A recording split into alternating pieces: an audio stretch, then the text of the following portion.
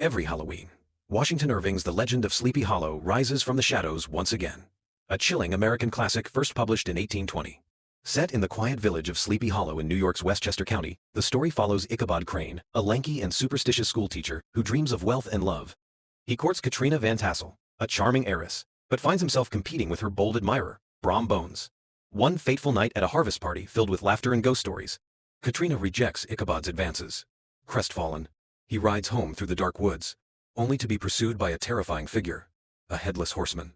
The ghostly rider, said to be the spirit of a Hessian soldier decapitated during the Revolutionary War, hurls a flaming pumpkin at Ichabod, knocking him from his horse.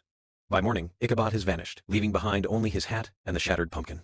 Though Irving's story gave us the most famous image of a headless rider, the idea wasn't his invention.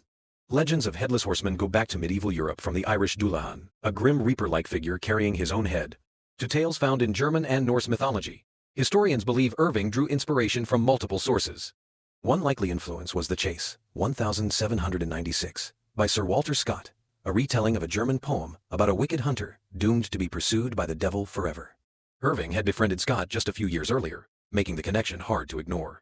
Others suggest the story may have been inspired by a real Hessian soldier decapitated by a cannonball during the Battle of White Plains in 1776. Fittingly, around Halloween, Gothic scholar Franz Potter notes that the Headless Horseman represents something deeper, a haunting symbol of the past that refuses to die.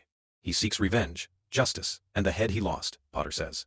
Like the past itself, he keeps chasing us, reminding us of what we can't forget. Irving's personal history may also have fueled the legend. As a teenager, he fled a yellow fever outbreak in New York City and moved to the Tarrytown area, the very place where Sleepy Hollow lies. Surrounded by Revolutionary War history and eerie local folklore, young Irving absorbed the stories that would later shape his masterpiece. In The Legend of Sleepy Hollow, he mixed real places, like the Old Dutch Church and Major Andre's Tree, with local names, such as Van Tassel and Crane, blending fact and imagination into something uniquely American. There was even a real Cole, Ichabod B. Crane, who served in the Marines for decades, though there's no evidence the two men ever met. Over 2 centuries later, Irving's tale still endures. As historian Elizabeth Bradley puts it lives on because it adapts to every generation's imagination. It reminds us that some mysteries, the best ones, are never meant to be fully solved.